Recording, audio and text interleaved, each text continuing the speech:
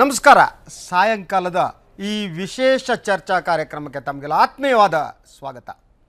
ಇವತ್ತಿನ ವಿಚಾರ ಆತ್ಮಹತ್ಯೆ ಮತ್ತು ರಾಜಕಾರಣ.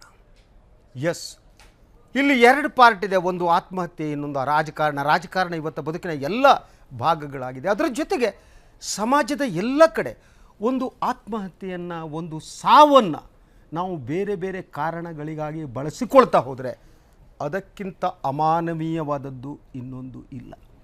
ನಾನು ಇವತ್ತು ಯಾಕೆ ಈ ವಿಚಾರವನ್ನು ಎತ್ತಿಕೊಂಡಿದ್ದೇನೆ ಅಂತಂದರೆ, ಡಿ ಕೆ ರವಿ ಅವರ ಸಾವಿನ ಪ್ರಕರಣ ಏನಿದೆ ಅದು 1.5 ವರ್ಷಗಳ ಅವಧಿಯಲ್ಲಿ ಯಾವ ಟರ್ನ್ಗಳನ್ನ ತಗೊಳ್ತು, ನಾವು ಈ ಒಂದು ಅವಧಿಯಲ್ಲಿ ಯಾವ ಸ್ಥಿತಿಗೆ ನಮ್ಮನ್ನು ತಲುಪಿಸಲಾಗಿತ್ತು ಮಾಧ್ಯಮಗಳು ಸೇರಿ ಅಂತಂದರೆ, ಇದು ಮರ್ಡರೇ, ನೀವು ಬೇರೆ ಏನಾದರೂ ಜನ ನಂಬದಿರುವಂತೆ ಮನಸ್ಸನ್ನು ಸಿದ್ಧಗೊಳಿಸಲಾಗಿತ್ತು. ಯಾಕೆ ನಾವು ಈ ಸಾವನ್ನು ಹೀಗೆ ಬಳಸ್ಕೋತೀವಿ? ಹಾಗೆ ಡಿ ಕೆ ರವಿ ಸಾವಿನ ಪ್ರಕರಣದ ಬಗ್ಗೆ ಕೂಡ ನಾನು ಇವತ್ತಿನ ಈ ಕಾರ್ಯಕ್ರಮದಲ್ಲಿ ಚರ್ಚೆ ಮಾಡ್ತೀನಿ. ನನ್ನ ಜೊತೆಗೆ ಈಗ ಇಬ್ಬರು ಗಣ್ಯರು ಇದ್ದಾರೆ. ಒಬ್ಬರು ಕರ್ನಾಟಕ ಪ್ರದೇಶ ಕಾಂಗ್ರೆಸ್ ಸಮಿತಿಯ ವಕ್ತಾರರು, ಶಾಸಕರು ಆಗಿರುವ ಎನ್ ಎ ಹ್ಯಾರಿಸ್ ಅವರು, ಅವ್ರನ್ನ ಪ್ರೀತಿಯಿಂದ ಸ್ವಾಗತಿಸ್ತೇನೆ. ಹಾಗೆ ಹಿರಿಯ ರಾಜಕಾರಣಿ, ಅವರು ಹಿರಿಯರಂದರೆ ಬೇಜಾರಾಗುತ್ತಾ ಗೊತ್ತಿಲ್ಲ, ಸ್ವಲ್ಪ ನಾನು ಅವರು ಒಂದೇ ರೀತಿ ನೋಡೋದಕ್ಕೆ ಕೂಡ ಇದ್ದೀವಿ. ಅವರು JDSನ ಮರಿಲಿಂಗೇಗೌಡರು, ಅವ್ರನ್ನೂ ಕೂಡ ನಾನು ಪ್ರೀತಿಯಿಂದ ಸ್ವಾಗತಿಸ್ತೀನಿ. ಹಾಗೆ ಇನ್ನು ಭಾರತೀಯ ಜನತಾ ಪಕ್ಷ ತೇಜಸ್ವಿನಿ ಗೌಡ ಅವರು ದಾರಿಯಲ್ಲಿದ್ದಾರೆ, ಬಂದವರು ನಮ್ಮ ಜೊತೆ ಜಾಯಿನ್ ಆಗ್ತಾರೆ. ಸೊ ಈ ಒಂದು ಡಿ ಕೆ ರವಿ ಸಾವಿನ ಪ್ರಕರಣ ಏನಿದೆ, CBI ತನ್ನ ವರದಿಯನ್ನು ನೀಡಿದ ಮೇಲೆ ಹಲವು ಪ್ರಶ್ನೆಗಳನ್ನು ಹುಟ್ಟುಹಾಕಿದೆ. ಅದು ನೈತಿಕತೆಯ ಪ್ರಶ್ನೆ, ಅದು ರಾಜಕಾರಣದ ಪ್ರಶ್ನೆ, ಅದು ಒಂದು ಸಾವಿನ ಪ್ರಶ್ನೆ. ಆ ಸಾವು ಬೇರೆ ಬೇರೆ ಆಯಾಮಗಳನ್ನು ಪಡಿತಾ ನಮ್ಮನ್ನೆಲ್ಲ ಅಮಾನವೀಯಗೊಳಿಸ್ತಾ ಇರುವ ಒಂದು ಪ್ರಶ್ನೆ. ನಾನು ಪೂರ್ವವಾಗಿ ಇದನ್ನು ಏನು ಆತ್ಮಹತ್ಯೆ ಬಗ್ಗೆ ಹೇಳಬೇಕು ಅಂದರೆ, ಮಾನವನ ಇತಿಹಾಸದಲ್ಲಿ ಮನುಷ್ಯನ ಏನು ವಯಸ್ಸು ಎಷ್ಟಿದೆ, ಈ ಆತ್ಮಹತ್ಯೆಗೂ ಅಷ್ಟೇ ಇರ್ಬೋದೇನೋ. ಆತ್ಮಹತ್ಯೆಯ ಮೊದಲ ಒಂದು ಪ್ರಸ್ತಾಪ ಎಲ್ಲ ಆಗುತ್ತೆ ಅಂತಂದರೆ, ರಾಮಾಯಣ ಗೊತ್ತಲ್ಲ ನಿಮಗೆ, ರಾಮ ಸತ್ತ ಮೇಲೆ ಸಾಮೂಹಿಕವಾಗಿ ಜನ ಆತ್ಮಹತ್ಯೆ ಮಾಡಿಕೊಂಡ್ರು ಅಂತೇಳಿ ವಾಲ್ಮೀಕಿ ರಾಮಾಯಣದಲ್ಲಿ ಒಂದು ಕಡೆ ಪ್ರಸ್ತಾಪ ಬರುತ್ತೆ. ಅದು ಆತ್ಮಹತ್ಯೆ ಪ್ರಕರಣ. ಅದಕ್ಕೂ ಒಂದು ರೀತಿಯ ರಾಜಕಾರಣದ ಸಂಬಂಧ ಇದೆ. ಇನ್ನೊಂದು ಪುರಾಣದಲ್ಲೇ ಬರೋದೇನು ಅಂದರೆ, ಒಬ್ಬ ಏನು ಸಂತ ಇರ್ತಾನೆ, ಮುನಿ ಇರ್ತಾನೆ, ದದೀಚಿ ಅಂತ. ದೇವತೆಗಳಿಗೆ ಅವನ ಬೆನ್ನಿಂದ ನನಗೊಂದು ಆಯುಧ ಮಾಡಬೇಕು ಅಂತ ಅನಿಸ್ಬಿಡುತ್ತೆ. ಸೊ ಅವರು ಅವನ ಹತ್ರ ಆತ್ಮಹತ್ಯೆ ಮಾಡ್ಕೊಳಪ್ಪ, ನಿನ್ನ ಬೆನ್ನು ತೆಗೆದ್ಬಿಟ್ಟು, ಅದು ನಂತರ ಏನೋ ಇಂದ್ರನ ಆಯುಧ ಆಯ್ತಂತೆ, ಅದು ಆಯಿತಾ, ಅವನು ಆತ್ಮಹತ್ಯೆ ಮಾಡಿಸ್ಕೋತಾರೆ. ಹೀಗೆ ಆತ್ಮಹತ್ಯೆಗೆ ಒಂದು ಸುದೀರ್ಘವಾದ ಇತಿಹಾಸ ಇದೆ. ಈ ಆತ್ಮಹತ್ಯೆಯನ್ನು ರಾಜಕಾರಣಕ್ಕಾಗಿ ಬಳಸಿಕೊಳ್ಳಲಾಗುತ್ತೆ. ಅದು ಇವತ್ತಿನ ದಿನ ಡಿ ಕೆ ರವಿ ಪ್ರಕರಣದಲ್ಲೂ ಕೂಡ ನಾನು ನಂತರ ಚರ್ಚೆ ಮಾಡ್ತೀನಿ.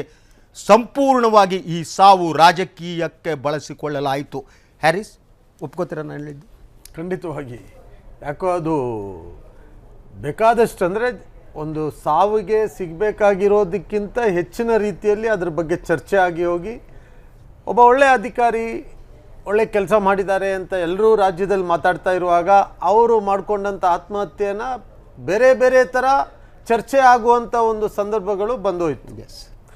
ನಮ್ಮ ಸರ್ಕಾರ ಕೂಡ ಬಹುಶಃ ನಮ್ಮ ಮುಖ್ಯಮಂತ್ರಿಗಳು ಆವತ್ತು ಅವ್ರ ಮನಸ್ಸಲ್ಲಿ ಏನಿತ್ತೋ, ಬಿಡ್ರಿ ಇದೇನೋ ನಾವು ಇನ್ವೆಸ್ಟಿಗೇಷನ್ ಮಾಡೋಣ ಅಂತ ಹೇಳಿದ್ರೆ, ವಿರೋಧ ಪಕ್ಷದವರು ವಿರೋಧ ಮಾಡಿ ಏನೋ ಸರ್ಕಾರ ಇವರನ್ನ ಏನೋ ಕೊಲೆ ಮಾಡಿದ ಹಾಗೆ ಅದನ್ನು ಇದು ಮಾಡಿ ತೋರಿಸಿ, CBI ಕೊಟ್ಟರೆ ಮಾತ್ರ ಇದು ಸರಿ ಹೋಗೋದು, CBI ಕೊಡಿ ನೀವು ಅಂತೇಳಿ ತಾವು ನೋಡಿದೀವಲ್ಲ.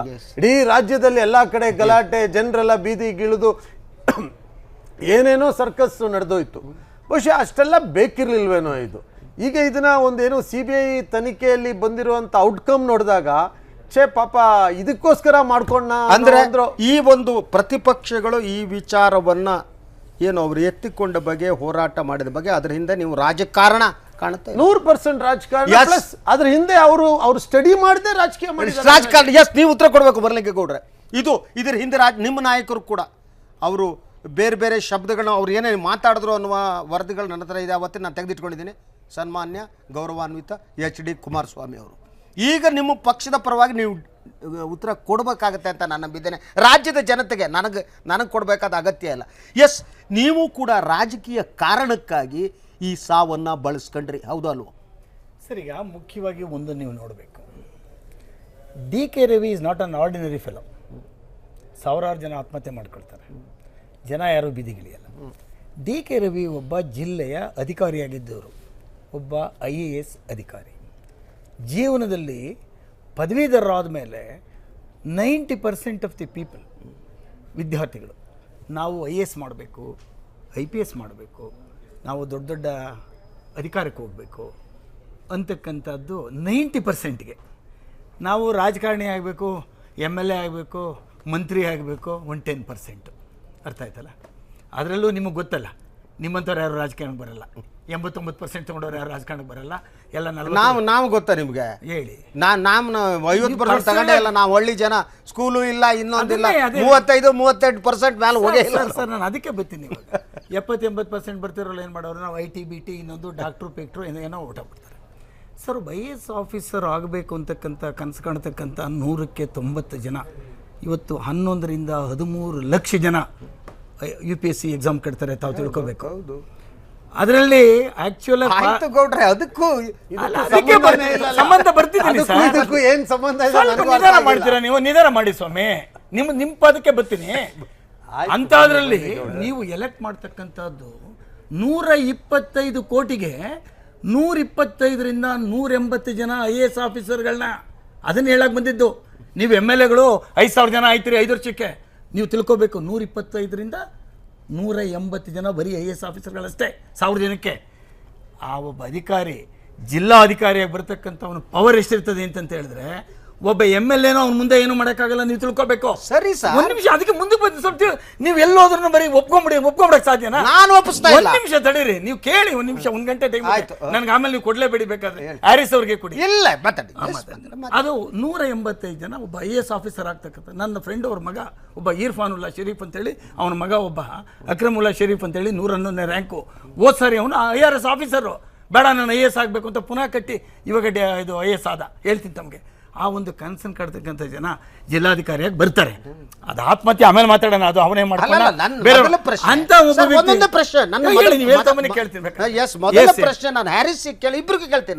ಇಬ್ಬರಿಗೂ ಸಮಾನವಾದ ಅವಕಾಶ ಇದೆ. ಖಂಡಿತ ನಾನು ಪ್ರಶ್ನೆ ಕೇಳ್ತೀನಿ, ನನ್ನ ಅಭಿಪ್ರಾಯನೂ ಹೇಳ್ತಾ ಇಲ್ಲ ನಾನು.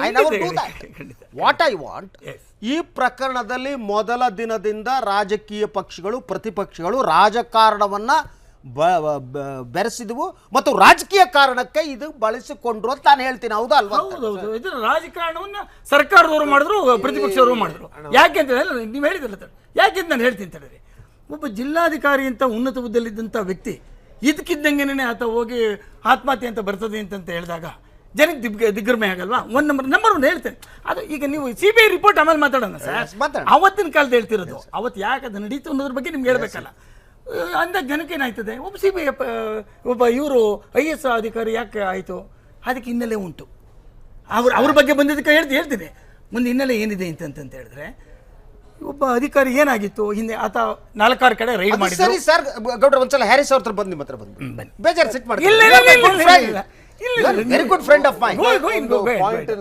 ಅಲ್ಲ, ನಾನು ಒಂದು ನಿಮಿಷ, ಇಲ್ಲಿ ರಾಜಕೀಯ ಆಯ್ತು, ಪಾಪ DK ರಾಜಕೀಯ ಆಯ್ತು ಅಂತ ಬಂದೆ ನಾನು. ನಾವೀಗ ಏನೇ ಚರ್ಚೆ ಮಾಡುವಾಗ ಅವರ ಮನೆಯವರು ಇದನ್ನ ನೋಡ್ತಾ ಇರ್ತಾರೆ. ಬಹುಶಃ ಅವ್ರಿಗೆ ನೋವಾಗಬಾರ್ದು ಅನ್ನೋದೊಂದು ಫೀಲಿಂಗ್ ನನ್ನ ಮನಸ್ಸಲ್ಲಿ ಇದೆ. ಯಾಕೆಂದ್ರೆ ಪಾಪ ಇವತ್ತು ಅವ್ರ ಹೆಂಡತಿ, ಅವ್ರ ತಾಯಿ, ಅವರ ಯಾರು ಸಂಬಂಧಿಕರು ನೋಡ್ತಾರೆ. ಹೆಂಡತಿ ವಿದೇಶದಲ್ಲಿದ್ದಾರೆ. ಅಲ್ಲ, ಏನೇ ಇದ್ರು ಅವ್ರು ಯಾರೇ ನೋಡಿದ್ರು ಅವರಿಗೆ ಇದರಿಂದ ನೋವಾಗಬಾರ್ದು ನಮ್ಮ ಚರ್ಚೆ. ಯಾಕಂದ್ರೆ ಇವರು ರಾಜಕೀಯ ಮಾಡಿ ವಿರೋಧ ಪಕ್ಷದವರು ಆ ಮಟ್ಟಕ್ಕೆ ಇದನ್ನ ತಗೊಂಡೋಗ್ಬಿಟ್ಟಿದೆ. ಯಾವ ಮಟ್ಟಕ್ಕೆ ಅಂದ್ರೆ ರಾಜಕಾರಣ ಹ್ಯಾಂಗ್ ಪ್ರಾರಂಭ ಆಯ್ತು ಅನ್ನೋದನ್ನ ನಾನು ಅಲ್ಲ ನಿಮಗೆ ಹೇಳ್ತಾ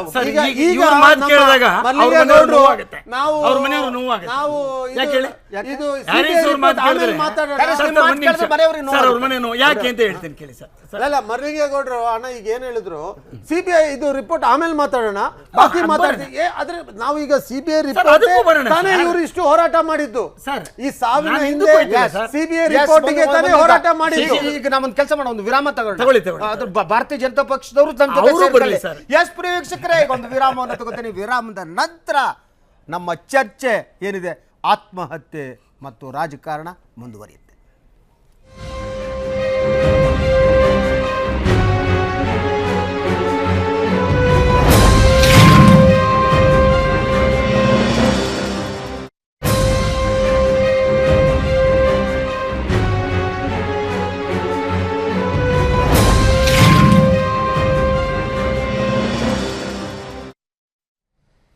ವಿರಾಮದ ನಂತರ ವಿಶೇಷ ಚರ್ಚಾ ಕಾರ್ಯಕ್ರಮ ಆತ್ಮಹತ್ಯೆ ಮತ್ತು ರಾಜಕಾರಣಕ್ಕೆ ತಮಗೆಲ್ಲ ಮತ್ತೊಮ್ಮೆ ಸ್ವಾಗತ. ನನ್ನ ಜೊತೆಗೆ ಭಾರತೀಯ ಜನತಾ ಪಕ್ಷದ ಯುವ ನಾಯಕರು ನ್ಯಾಷನಲ್ ಲೀಗಲ್ ಸೆಲ್ನ ಪದಾಧಿಕಾರಿಯಾಗಿರುವ ವಿವೇಕ್ ರೆಡ್ಡಿ ಇದ್ದಾರೆ. ವಿವೇಕ್ ರೆಡ್ಡಿ ಅವರ ತಮಗೂ ಕೂಡ ಸ್ವಾಗತ. ಈಗ ನಾನು ಇವರಿಬ್ಬರ ಹತ್ರ ಮಾತಾಡ್ತಾ ಇದ್ದೆ, ನಿಮ್ಮ ಹತ್ರ ಸ್ಟಾರ್ಟ್ ಮಾಡ್ತೀನಿ. ಫಸ್ಟ್ ಒಂದು, ಈ ಏನು DK ರವಿ ಅವರ ಸಾವಿನ ಪ್ರಕರಣ ಇದೆ, ಅದಕ್ಕೆ ಮೊದಲ ದಿನದಿಂದ ರಾಜಕೀಯ ಅದರಲ್ಲಿ ಒಳಗಡೆ ಸೇರ್ಕಡ್ತು.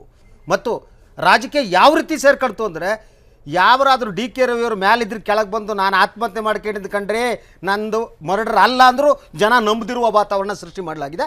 ಆ ವಾತಾವರಣ ಸೃಷ್ಟಿ ಮಾಡುವುದರಲ್ಲಿ ತಮ್ಮ ಪಕ್ಷದ ಪ್ರಮುಖ ಪಾತ್ರ ಇತ್ತು, ಒಪ್ತಿರೋ ಇಲ್ಲ? ಇದ್ರ ಬಗ್ಗೆ ನಾವು ಪಕ್ಷಾತೀತವಾಗಿ ಚರ್ಚೆ ಮಾಡಬೇಕಾಗಿರೋ ಅವಶ್ಯಕತೆ ಇದೆ. ಯಾಕೆ ಅಂತಂದರೆ DK ರವಿಯವರ ಆತ್ಮಕ್ಕೂ ಅವರ ಕುಟುಂಬದವರ ವರ್ಗಕ್ಕೂ ಒಂದು ಹೊಣೆಯನ್ನು ನಾವು ಹೊತ್ಕೊತೀವಿ, ಸಮಾಜದ ಪರವಾಗೂ ಅಷ್ಟೆ. ಹೌದು, ಆವತ್ತಿನ ದಿನದ ಸನ್ನಿವೇಶಗಳು ಬೇರೆ ಥರ ಇದ್ವು. ಆದರೆ ಇಂದು ಬಂದಂಥ ತನಿಖೆಗಳು, ವರದಿಗಳ ಪ್ರಕಾರ ನೈಜ ಪರಿಸ್ಥಿತಿ ಏನು ಅನ್ನೋದು ಗೊತ್ತಾಗ್ತಾ ಇದೆ. ಇದನ್ನು ಒಪ್ಕೊಳ್ಳೋಣ. ಅಂದರೆ CBI ರಿಪೋರ್ಟ್ ತಾವು ಒಪ್ತೀರಿ? ಯಾಕಂದರೆ ತಮ್ಮ ನಾಯಕರು ಯಾರೋ ಅಪಸ್ವರ ಎತ್ತಿದ್ದನ್ನು ನಾನು ಗಮನಿಸಿದ್ದೀನಿ.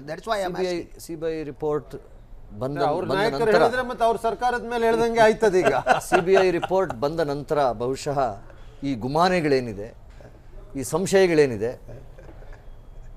ಬಹುಪಾಲು ಇದನ್ನು ನಾವು ಅಲ್ಲಗಳೆಯಬೇಕಾಗುತ್ತೆ. ಆದರೆ ಆವತ್ತಿನ ದಿನದ ಪರಿಸ್ಥಿತಿಗೆ ಯಾರ್ಯಾರು ಜವಾಬ್ದಾರು ಅನ್ನೋದನ್ನು ನಾವು ವಿಚಾರ ಮಾಡಬೇಕಾಗುತ್ತೆ.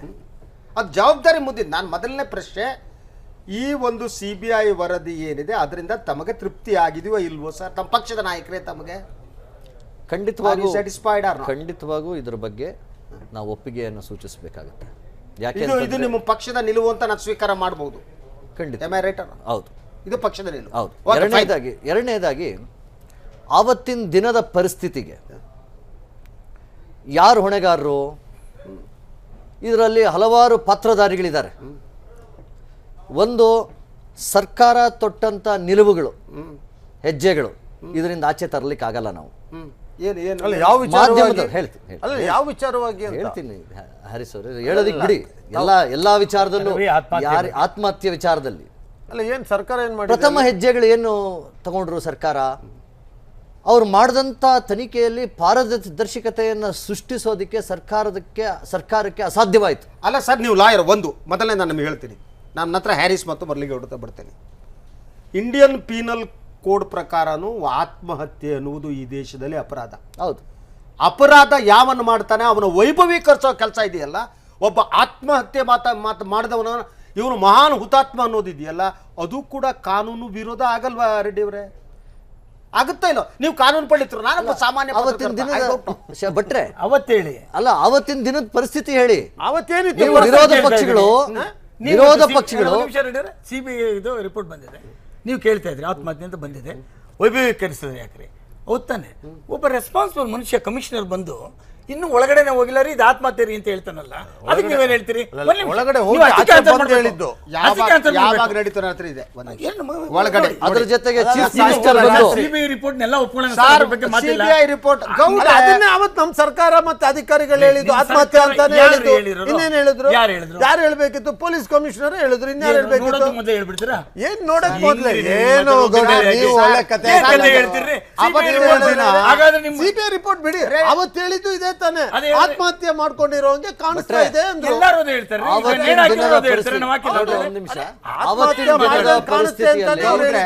ಅದೇ ಅಲ್ಟಿಮೇಟ್ ಅದಕ್ಕೆ ಅವಾಗಲೇ ಬಿಟ್ಬಿಡಿ. ಈಗ ಎಷ್ಟೋ ಜನ ಕುಲೇಸ್ ಆಗೋರ್ಲ ಜೈಲಿಗೆ ಯಾಕೆ ಹಾಕ್ತೀರಿ ಸರ್? ಈಗ ಅದಕ್ಕೂ ಇದಕ್ಕೂ ಸಂಬಂಧ ಇಲ್ಲ. ಅದಕ್ಕೂ ಇದಕ್ಕೂ ಸಂಬಂಧ ಇಲ್ಲ. ನೀವು ಎತ್ತಿದ ಪ್ರಸ್ತಾಪ ಒಂದು ನಿಮಿಷ ನಾನು ಹೇಳ್ತೀನಿ ಕೇಳಿ ಸರ್, ನೀವು ಅದನ್ನ ಆಮೇಲೆ ಓದರಿ ಸರ್. ಇದಲ್ಲ, ಇದು ರಿಪೋರ್ಟ್ ಹೇಳಿ ಸರ್. 16ನೇ ತಾರೀಕು ಈ ಪ್ರಕರಣ ನಡೆಯುತ್ತೆ. ಹೌದು. 19ನೇ ತಾರೀಕು ಒಂದೇ ದಿನ ಏನೇನು ನಡೀತು ಅಂತ ಹೇಳ್ತೀನಿ. ಇದು ರಿಯಾಕ್ಷನ್.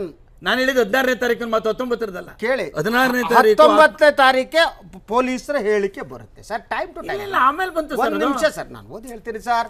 ಭಟ್ರೆ, ಒಂದು ಪ್ರಶ್ನೆ ಕೇಳ್ತೀನಿ ನಿಮಗೆ. ನೀವು ಮುಂದೆ ಕೊಂಡವ್ರು ಏನ್ ಮಾಡ್ಲಿ? ಅಲ್ಲ, ಸರ್, ಒಂದು ಒಂದು ನಿಮಿಷ ಭಟ್ರಿಗೆ. ಸರ್, ಇನ್ನೂ ಹೆಣನ ಇಳಿಸಿಲ್ಲ ತಮ್ಗೆ ಹೇಳ್ತೀನಿ. ನಿಮ್ಮ ಕಮಿಷನರ್ ಹೋಗ್ತಾರೆ, ಇಲ್ಲ ಅದು ಆತ್ಮಹತ್ಯೆ ಅಂತ ಕಾಣುತ್ತೆ ಅಂತ ಹೇಳ್ತಾರೆ. ಉರುಳು ಹಾಕೊಂಡಿದ್ರೆ ಕಾಣತ್ತೆ ಅಂತ. ಇಲ್ಲ ಅದನ್ನೇನು ಆತ್ಮಹತ್ಯೆ ಆಗಿ ಕಾಣುತ್ತೆ ಅಂತಾರೆ, ಇನ್ನೇನ್ ಹೇಳಕ್ಕಾಗುತ್ತೆ? ಹೌದು ಹೌದು ತಾನೆ, ಇನ್ನೇನ್ ಹೇಳ್ಬೋದು? ಹೌದ್ರಿ. ಇದನ್ನ ವರದಿ ಮಾಡಿದವ್ರು ಯಾರು? ಇರ್ಲಿ. ಇದನ್ನ ವರದಿ ಮಾಡಿದವ್ರು ಯಾರು? ವರದಿ ಮಾಡಿದವ್ರು ಯಾರು? ಇದು ಅವ್ರ ಕೆಲಸ ಅಲ್ಲ ಆತ್ಮಹತ್ಯೆ ಸದಾ ಇನ್ನೊಂದು ನಾನು ಅಂತ ಒಬ್ಬ ಹೇಳುವಂಥದ್ದು. ಪತ್ರಿಕೋದ್ಯಮಿಯಾಗಿ ಆತ್ಮಾವಲೋಕನಕ್ಕೆ ಸಿದ್ಧ ಇದ್ದೀನಿ. ಹೌದು ಸರ್, ಆತ್ಮಹತ್ಯೆ ನಾನು ತಪ್ಪು ಮಾಡಿದ್ರೆ, ನನ್ನ ಮಾಧ್ಯಮ ತಪ್ಪು ಮಾಡಿದ್ರೆ ಮಾಧ್ಯಮದ ಪರವಾಗಿ ಕ್ಷಮೆ ಕೇಳೋದಕ್ಕೆ ನಾನು ಸಿದ್ಧ ಇದ್ದೀನಿ. ಖಂಡಿತ. ನಾನು ಇಲ್ಲಿ ಮಾಧ್ಯಮವನ್ನ ಡಿಫೆಂಡ್ ಮಾಡ್ಕೊಳಕ್ಕಿಲ್ಲ.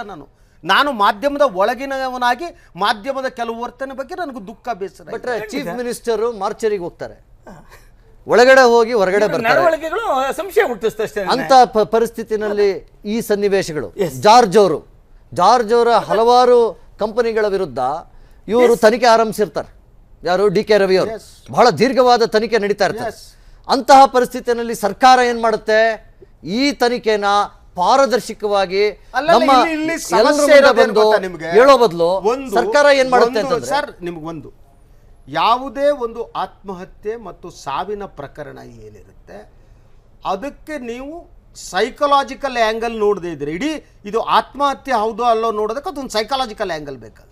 ಎಂಥ ದೊಡ್ಡ ಮನುಷ್ಯನಾದರೂ ಆತ್ಮಹತ್ಯೆ ಮಾಡ್ಕೋಬಹುದು. ಈ ವಿಶ್ವದಲ್ಲಿ ಅತಿ ದೊಡ್ಡ ನಾಯಕರು ಆತ್ಮಹತ್ಯೆ ಮಾಡಿಕೊಂಡಂತವ್ರು ಇದ್ದಾರೆ. ಹಿಟ್ಲರ್ ಅಂತವ್ರೆ ಅಲ್ವಾ? ಅದರಿಂದ ನೀವು ಆತ್ಮಹತ್ಯೆ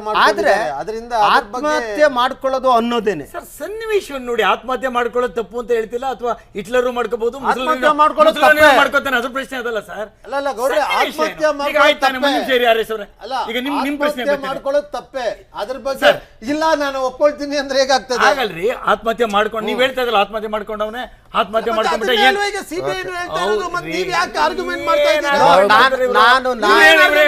ಸರ್ಕಾರ ಏನ್ ಹೇಳಿದ್ರು ರೈಟ್ ಅನ್ನೋ ಮಟ್ಟಿಗೆ ಮಾತಾಡ್ತಾ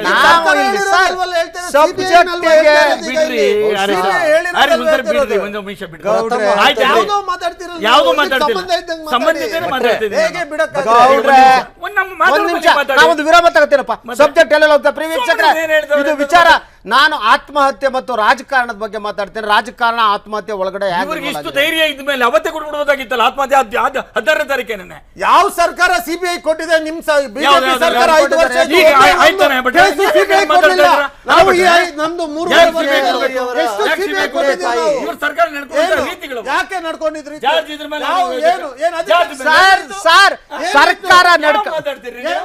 ಇವ್ರು ಹೇಳೋದೇನಂದ್ರೆ ಆತ್ಮಹತ್ಯೆ ಆಗೋದು, ಆತ್ಮಹತ್ಯೆ ಆಗೋಗಿ ಆಯ್ತು. ವಿರಾಮ ತಗೋಣ. ವಿರಾಮ ಪ್ರಿಯ ವೀಕ್ಷಕರೇ, ಸರ್ಕಾರ ಹೇಳಿದ್ ಕೇಳ್ಬಿಡ್ತಾರ? ಕೇಳಲ್ಲ ಬಿಟ್ರೆ ಈಗ ನೋಡಿ ಬಂದಿದೆ.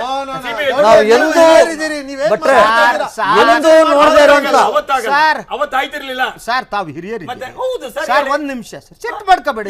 ಚಿಟ್ ಮಾಡ್ಕೊಳ್ಳಲ್ಲ ನೋಡಿ ಮುಖ ಎಷ್ಟು ಮೊದ್ಲೇ ಕೆಂಪುಗದೆ ಹೇಳಿ ಎಲ್ಲಾರ್ದು ಕೆಂಪುಗೆ ಸ್ವಲ್ಪ ಕಾಮ್ ಡೌನ್ ಸರ್, ಸ್ವಲ್ಪ ಕಾಮ್ ಡೌನ್ ಹೇಳಿ ಸರ್. ನಾವು ಒಂದೊಂದೇ ವಿಚಾರ ಎತ್ಕೊಂಡು ಮಾತಾಡೋಣ. ಇವ್ರು ಇಷ್ಟು ಇದಾಗ್ತಾ ಇರೋದು, ಇವರು ಪಕ್ಷದ ನಾಯಕರುಗಳು ಬೀದಿಗಿಳಿದು ಏನೇನೋ ಮಾಡಿದ್ರಲ್ಲ, ಅದಕ್ಕೆ ಇಷ್ಟು ಇದಾಗ್ತಾ ಇದ್ದಾರೆ. ಒಂದು ವಿರಾಮ ತಗೋತೀರಿ? ಒಂದು ವಿರಾಮ ತಗೊಂಡು ಸ್ವಲ್ಪ ನೀರ್ಗೀರು ಕುಡ್ಕೊಂಡು ರೆಡಿ ಆಗೋಣ. S will decide. ಪ್ರಿಯ ವೀಕ್ಷಕರ, ಒಂದು ವಿರಾಮ ತಗೋತೀರಿ. ವಿರಾಮದ ನಂತರ ಚರ್ಚೆ ಮುಂದುವರಿಯುತ್ತೆ. ಇನ್ನೊಂದಾದ್ರೂ ಇಳಿತೀವಿ.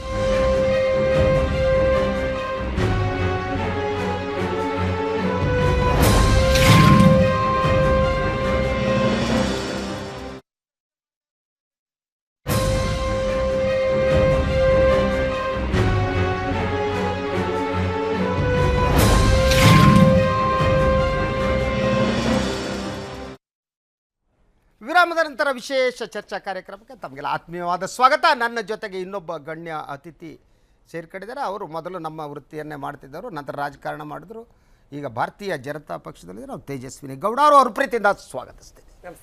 ಪ್ರಿಯ ವೀಕ್ಷಕರ, ವಿರಾಮದ ಮೊದಲು ನಾವು ಚರ್ಚೆ ಮಾಡ್ತಾ ಇದ್ವಿ. ಎಸ್, ನನ್ನ ಬಹುಮುಖ್ಯವಾದ ಪ್ರಶ್ನೆ ಅಂದರೆ, ಒಂದು ಸಾವನ್ನು ರಾಜಕಾರಣಕ್ಕೆ ಬಳಸಿಕೊಳ್ಳುವ ರೀತಿ ಇದೆಯಲ್ಲ, ಅದು ಅಮಾನವೀಯವಾದ್ದು ಅಂತ ನಾನು ನಂಬಿದ್ದೇನೆ.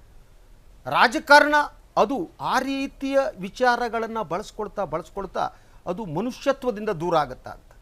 ಹೇಗೆ ಅದು ಇವತ್ತು ನಾನು ನೋಡ್ತಾ ಇದ್ದೆ, ಯಾವ ಚಾನಲ್ನಲ್ಲಿ ಡಿ ಕೆ ರವಿ ಅವರ ತಾಯಿ ಬಂದು ಕೂತಿದ್ರು, ಅಳ್ತಿದ್ರು. ಪ್ರತಿದಿನ ಅವ್ರ ಮಗ ಸತ್ತ ಮೇಲೆ ನಾವು ಹೋಗಿ ಗೂಟ ಹಿಡಿಯೋದು, ಅವ್ರು ಅಳೋದು ಒಂದು ಅವ್ರನ್ನ ಅಳಿಸ್ತಾ ನಾವು ಮಾಧ್ಯಮದವರು ಕೂಡ ಮಾನವೀಯತೆ ಕಳ್ಕೊತಾ ಇದ್ದೀವಿ. ನಾವು ಇದನ್ನೆಲ್ಲ ಮಾರಾಟದ ಸರಕು ಮಾಡ್ತಿದ್ದೀವ ಅನಿಸ್ತಾ ಇದೆ ನನಗೆ. ಒಂದು ರಾಜಕೀಯ ಪಕ್ಷಗಳಿಗೆ ಒಂದು ಸಾವು ಮಾರಾಟದ ಸರಕಾದರೆ ಒಂದು ಮಾಧ್ಯಮಕ್ಕೂ ಕೂಡ ಅದು ಮಾರಾಟದ ಸರಕಾಗುತ್ತಾ ಇದೆಯಾ? ಅವರ ಕಣ್ಣೀರನ್ನು ತಂದು ನಾನಿಲ್ಲಿ ಕೂತು ಮಾರ್ಕೆಟಲ್ಲಿ, ಸಿಟಿ ಮಾರ್ಕೆಟಲ್ಲಿ ಮಾರಾಟ ಮಾಡ್ತಾ ಇದ್ದೀನಿ ನಾನು. ಅಮಾನವೀರಲ್ವ ನಾವು? ಇವತ್ತು ಬೆಳಗಿನಿಂದ ತಂದು ಕೂಡಿಸಿದ್ದಾರೆ. CBI ಎನ್ಕ್ವೈರಿ ಆಗಿದೆ, ಆದಮೇಲೆ ಹೆತ್ತು ಒಡಲೇನಿದೆ, ಆ ತಾಯಿ ಏನಿದ್ದಾಳೆ, ದುಃಖ ಇದೆ ಅವಳಿಗೆ, ನಂಬಿಟ್ಟಿದ್ದಾಳೆ ತನ್ನ ಮಗನ ಮರ್ಡರ್ ಮಾಡಲಾಗಿದೆ ಅಂತ. ಅವರ ಒಳಗಡೆ ಇರುವ ಆ ನಂಬಿಕೆಯನ್ನು ತೆಗೆದುಹಾಕೋದಕ್ಕೆ ನಾವು ಯತ್ನ ಮಾಡಬೇಕು, ಆ ನಂಬಿಕೆ ಗಟ್ಟಿಯಾಗುವ ಹಾಗೆ ಮಾಡಬೇಕು. ಅವಳ ಕಣ್ಣೀರನ್ನು TV ಮುಂದೆ ತಂದು ತಂದು ತಂದು ಸುರಿಸೋ ಹಾಗೆ ಮಾಡ್ತೀವಲ್ಲ ನಾವು ಯೋಗ್ಯರ? ಎಸ್, ನಾವು ಚರ್ಚೆ ಮಾಡ್ತಾ ಇದ್ವಿ ತೇಜಸ್ವಿನಿ. ನಿಮ್ಮ ಒಳಗೆ ಈಗಲೂ ಒಬ್ಬ ಪತ್ರಿಕೋದ್ಯಮಿ ಇದ್ದಾನೆ ಅಂತ ನಂಬಿದ್ದೀನಿ. ನಾನು ನಿಮ್ಮನ್ನು ಪತ್ರಿಕೋದ್ಯಮಿ ತೇಜಸ್ವಿನಿ ಅಂತ ಕೇಳ್ತೇನೆ ಹೊರತು ಭಾರತೀಯ ಜನತಾ ಪಕ್ಷದ ನಾಯಕಿ ಅಂತ ಕೇಳ್ತಿಲ್ಲ. ಇಡೀ ಒಂದು ಸಾವು ಈ ರೀತಿ ಬಳಕೆ ಆಗ್ತಾ ಹೋಗ್ತಾ ಇದೆ. ಒಂದು ರಾಜಕೀಯ ಪಕ್ಷಗಳ ಬಳಕೆ, ಇನ್ನೊಂದು ಮಾಧ್ಯಮದವಳ ಬಳಕೆ. Yes, your reaction? But sir, ಒಂದು ಸಾವನ್ನ ಹತ್ಯೆ ಮತ್ತು ಆತ್ಮಹತ್ಯೆ ನಡುವಿನ ಆ ಒಂದು ವಿಶ್ಲೇಷಣೆ ಇದೆಯಲ್ಲ, ರವಿಯವರು ಮೊದಲಿಗೆ ಒಂದು ಗ್ರಾಮೀಣ ಭಾಗದಿಂದ ಬಂದಂತಹ ತಾಯಿಯ ಬಗ್ಗೆ ತಾವು ಪ್ರಸ್ತಾಪ ಮಾಡಿದ್ರಿ. ತುಂಬಾ ಕಷ್ಟಕರವಾದಂಥ ಒಂದು ಕುಟುಂಬದಿಂದ ಬಂದು ಒಬ್ಬ ಅತ್ಯುತ್ತಮ ರ್ಯಾಂಕ್ ಅನ್ನ ಪಡೆದು IAS ಅಧಿಕಾರಿ ಆಗ್ತಾರೆ. ಹಾಗಾಗಿ ಕೋಲಾರದಂತ ಬೆಂಗಾಡು ಜಿಲ್ಲೆಯಲ್ಲಿ ಅವರು ಅಷ್ಟು ಜನಪ್ರಿಯರು ಎಷ್ಟರ ಮಟ್ಟಿಗೆ ಆಗ್ತಾರೆ ಅಂತ ಹೇಳಿದ್ರೆ, ಈಗಾಗಲೇ ಅನೇಕ ಗಣ್ಯರು ಮಾತನಾಡಿದ್ರು, ಅವರು ಜನಹಿತಕ್ಕಾಗಿ ತೆಗೆದುಕೊಂಡಂತ ದಿಟ್ಟ ಕ್ರಮಗಳಿಂದಾಗಿ ಜನತೆಗೆ ಅನಿಸುತ್ತೆ ಎಲ್ಲೋ ಒಂದು ಕಡೆ ಪಟ್ಟಭದ್ರ ಹಿತಾಸಕ್ತಿಗಳು ರವಿಯವರಂತಹ ಒಬ್ಬ ಪ್ರಾಮಾಣಿಕ ಅಧಿಕಾರಿಯನ್ನ ಹತ್ಯೆ ಮಾಡಿರಬಹುದು ಅನ್ನುವ ನಂಬಿಕೆ ಜನಸಾಮಾನ್ಯರ ನಂಬಿಕೆಯಾಗಿತ್ತು. ತಾವು ಹೇಳಿದ್ರಿ, ಈಗ ಬಿಜೆಪಿಯ ಬಗ್ಗೆ ನಾವಿಬ್ಬರು ಬಿಜೆಪಿಯ ಪ್ರತಿನಿಧಿಗಳಾಗಿ ಮಾತಾಡೋದಾದ್ರೆ, ನಾವು ಅಪೋಸಿಷನಲ್ ಪಾರ್ಟಿಯಲ್ಲಿ ಇರ್ತಕ್ಕಂಥವ್ರು. CBI ಎನ್ಕ್ವೈರಿಯನ್ನು ಎಂಥ ಸಂದರ್ಭದಲ್ಲಿ ಕೇಳಲಾಗತ್ತೆ? ನಾನು ಮತ್ತೆ ಪುನರುಚ್ಚಾರ ಮಾಡ್ತೇನೆ. ಈಗ ಒಂದು ಹತ್ಯೆ ಅಥವಾ ಆತ್ಮಹತ್ಯೆ ಅಂತ ಸನ್ನಿವೇಶ ಆದಾಗ ಪೊಲೀಸ್ ಆಫೀಸರ್ಸ್ ಇದ್ದಾರೆ, ಲೀಗಲ್ ಎಕ್ಸ್ಪರ್ಟ್ಸ್ ಇದ್ದಾರೆ. ಒಂದು ಆ ಇಡೀ ಇದನ್ನ ಆ ಸಾವನ್ನ ಅಥವಾ ಹತ್ಯೆಯನ್ನ ವಿಶ್ಲೇಷಣೆ ಮಾಡ್ಬೇಕಾದ್ರೆ ಒಂದಿಷ್ಟು ಕ್ರಮಗಳಿದಾವೆ. ನಾನು ಮತ್ತು ನೀವು ಕೊಟ್ಟ ಕ್ರಮಗಳಲ್ಲ. ಪೊಲೀಸ್ ಕಮಿಷನರ್ ನಾನು ಒಂದು ಮಾತು ಹೇಳ್ತೇನೆ. ನನಗಿರ್ಬೋದು, ನಾನು ಅದಕ್ಕೆ ನಿಮಗೊಂದು ಮಾತು ಹೇಳಿದೆ. I will come back. ನಾನು ನಿಮ್ಗೆ ಒಂದು ಪ್ರಶ್ನೆ ಕೇಳ್ತೇನೆ. ನನ್ನ ಪ್ರಶ್ನೆ ಇರುವುದು, 16ನೇ ತಾರೀಕು ಮಾರ್ಚ್ 2015 ಅವರು ಆತ್ಮಹತ್ಯೆ ಮಾಡ್ಕೋತಾರೆ. ಮರುದಿನನೇ ಪೊಲೀಸ್ ಆಫೀಸರ್ ಒಬ್ಬರು ಹೇಳಿಕೆ ಕೊಟ್ಟರು ಬಿಡಿ. ಆದರೆ ಪ್ರತಿಯೊಬ್ಬರು ಈ ಮರ್ಡರ್ ಥಿಯರಿ ಇದೆಯಲ್ಲ, ಸ್ಕ್ರಿಪ್ಟ್ ಬರೀತಾರೆ, ಇದೊಂದು ಹತ್ಯೆ ಸ್ಕ್ರಿಪ್ಟ್ ಬರೀತಾರೆ, ಅವರೇ ನಿರ್ದೇಶನ ಮಾಡ್ತಾರೆ, ಅವರೇ ಶೂಟ್ ಮಾಡ್ತಾರೆ. ಅನ್ನಿಸ್ತಾ ಇದೆ ಒಂದು ವೇಳೆ ಅದು ಇವತ್ತು ಅನ್ನಿಸ್ತಾ ಇದೆ, ಯಾಕಂದ್ರೆ CBI ರಿಪೋರ್ಟ್ ಬಂದಿದೆ. ಈಗ ಅದನ್ನ ಥಿಯರಿ ಅಂತ ನಮಗೆ ಅನ್ನಿಸ್ಬೋದು. ಅವತ್ತಿನ ಸಂದರ್ಭದಲ್ಲಿ ಒಬ್ಬ ಉನ್ನತ ಪೊಲೀಸ್ ಅಧಿಕಾರಿ ಸರ್ಕಾರದ ಪ್ರತಿನಿಧಿಯಾಗಿ ಜವಾಬ್ದಾರಿಯುತ ಸ್ಥಾನದಲ್ಲಿದ್ದು ಅದನ್ನ ತನಿಖೆಗೆ ಮುಂಚೆ ಆತ್ಮಹತ್ಯೆ ಅಂತ ಹೇಳ್ಬಹುದಿತ್ತೆ.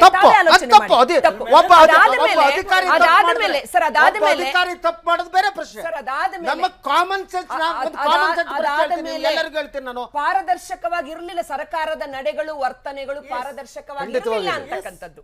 ಅದು ನಮ್ಮ ಸರ್ಕಾರದ ಪಾರದರ್ಶಕವಾಗಿರ್ಲಿಲ್ಲ ಅಂತ ತೇಜಸ್ವಿನಿ ಹೇಳ್ತಾರೆ. ಇಲ್ಲಿ ಏನ್ ಅವತ್ತು ನಡೀತು, ಆತ್ಮಹತ್ಯೆ ಆದ್ಮೇಲೆ ಇವ್ರು ಹೇಳ್ತಾರೆ ಅವ್ರು ಹೇಳ್ಬಾರ್ದಿತ್ತು, ಇವ್ರು ಹೇಳ್ಬಾರ್ದಿತ್ತು, ಇನ್ನೊಬ್ರು ಅವತ್ತಿನ ಕಮಿಷನರು ಬಂದ್ರು, ಸ್ಪಾಟ್ ಇನ್ಸ್ಪೆಕ್ಟ್ ಮಾಡಿದ್ರು.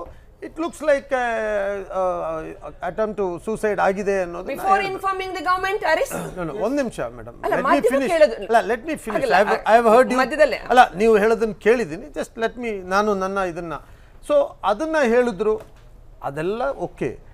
ಅದಾದ್ಮೇಲೆ ರಾಜಕೀಯ ಯಾವ ಮಟ್ಟಕ್ಕಾಯ್ತು, ವಿರೋಧ ಪಕ್ಷದವರು ಯಾವ ಮಟ್ಟಕ್ಕೆ ರಾಜಕೀಯ ಮಾಡಿದ್ರು, ಏನೇನ್ ನಡೀತು, ಜಸ್ಟ್ ಒಂದ್ಸರಿ ಫ್ಲಾಶ್ ಬ್ಯಾಕ್ ಮಾಡಿದ್ರೆ ನಮಗ್ ಗೊತ್ತಾಗುತ್ತೆ.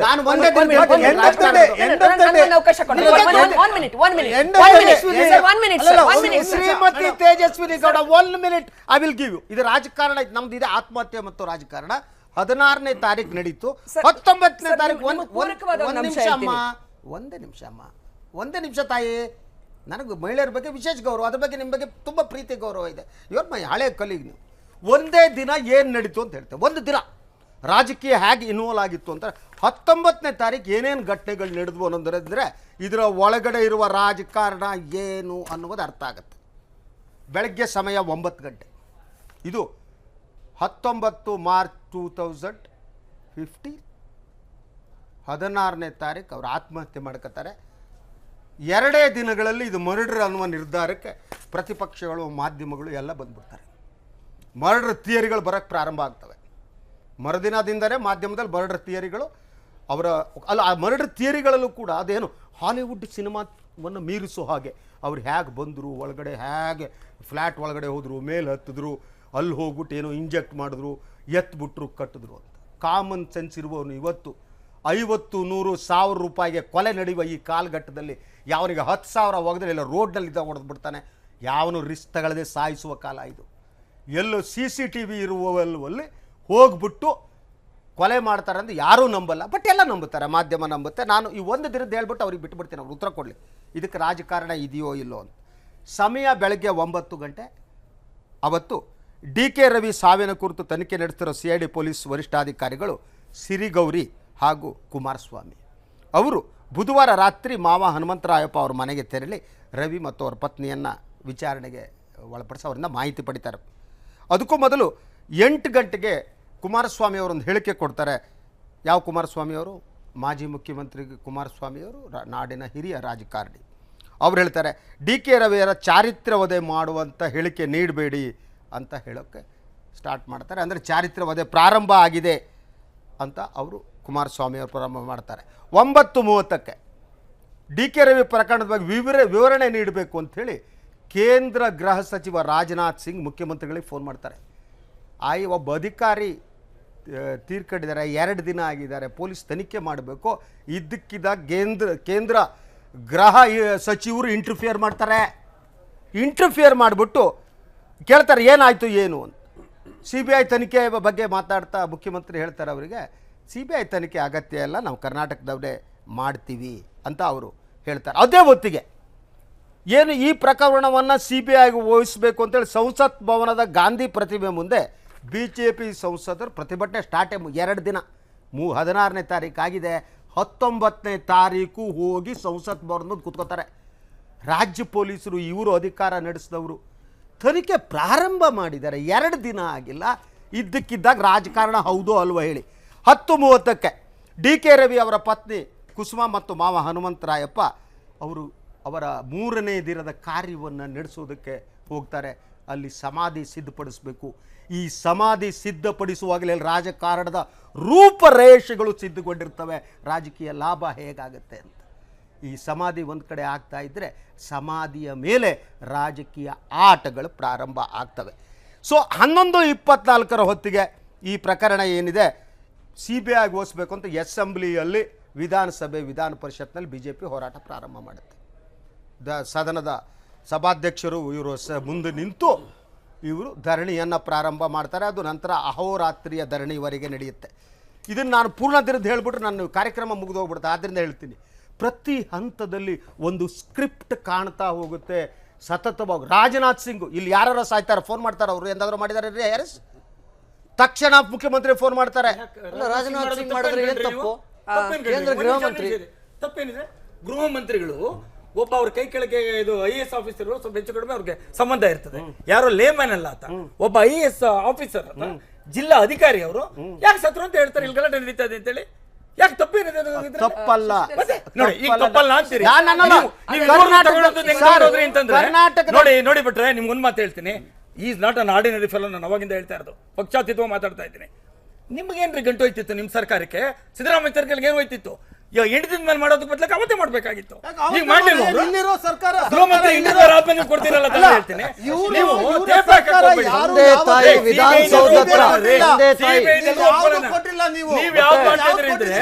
ಈ ಸರ್ಕಾರಕ್ಕೆ ಮುಖದ ಮೇಲೆ ಹೊಡೆದ ಮೇಲೆ CBI ಕೊಡ್ತೀರಾ?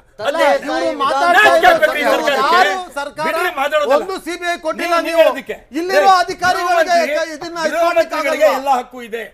ಒಬ್ಬ IAS ಆಫೀಸರ್, ಒಬ್ಬ ಜಿಲ್ಲಾಧಿಕಾರಿ ಪ್ರಶ್ನೆ ಮಾತಾಡಿಲ್ಲ. ಸಿಲೆಕ್ಟಿವ್ ಅದು ಯಾವ ಕಾವೇರಿ ನೀರು ಬಿಟ್ಟಿಲ್ಲ ಅಂದಾಗ ಇವರು ಕೇಂದ್ರ ಸರ್ಕಾರ ಅದರಲ್ಲಿ ಇನ್ವಾಲ್ವ್ ಆಗಿಲ್ಲ. ಸ್ವಾಮಿ ಜಯಲಲಿತಾ ಅವರು ಬಿಡಬೇಕು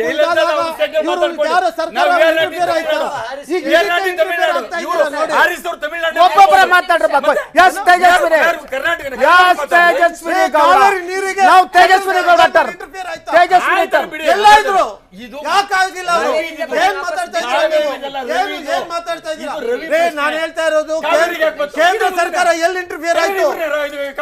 ಕೇಂದ್ರ ಸರ್ಕಾರ ಎಲ್ಲಿ ಇಂಟರ್ಫಿಯರ್ ಆಯ್ತು? ಇದು ರಾಜಕೀಯ ಮಾಡಿ ರಾಜನಾಥ್ ಸಿಂಗ್ ಇಂಟರ್ಫಿಯರ್ ಮಾಡ್ತಿದ್ದಾರೆ. ನೀವು ಹೌದು ಎಸ್ ತೇಜಸ್ವಿ ಸರ್, ಈಗ 1500 ಜನ ರೈತರ ಆತ್ಮಹತ್ಯೆ ಆಯ್ತು. ಹೇಳ್ಬಿಡ್ತೀನಿ. 1500 ಜನ ರೈತರ ಆತ್ಮಹತ್ಯೆ ಆಯ್ತು ಈ ರಾಜ್ಯದಲ್ಲಿ. ಎಷ್ಟೊಂದು ಹೋರಾಟ ಆಯ್ತು, ಯಾರು ಸ್ಪಂದಿಸ್ತಿಲ್ಲ. ಅದ್ರ ಬಗ್ಗೆ ಯಾವ ಡಿಬೇಟ್ಸ್ ನಡೆಯಲ್ಲ. ಈಗ ತಾವು ಮೀಡಿಯಾ ಬಗ್ಗೆ ಹೇಳಿದ್ರಿ. ಈಗ ಎಷ್ಟೋ ಮುಚ್ಚಿ ಹೋಗಿದ್ದಂತ ಅಲ್ಲ, ಒಂದ್ ನಿಮಿಷ ಹೇಳ್ತೀನಿ ಸರ್, ಎಷ್ಟೋ ಮುಚ್ಚಿ ಹೋಗಿದ್ದಂತ ಪ್ರಕರಣಗಳು ಮಾಧ್ಯಮದ ಪ್ರಧಾನಮಂತ್ರಿ ಕಾವೇರಿ ಬಗ್ಗೆ ಇಂಟರ್ಫಿಯರ್ ಆಗಿಲ್ಲ ಅಂತ ನಾನು ಹೇಳಿದೆ. ಅದಕ್ಕೆ ಕಾವೇರಿ ಬೇಡ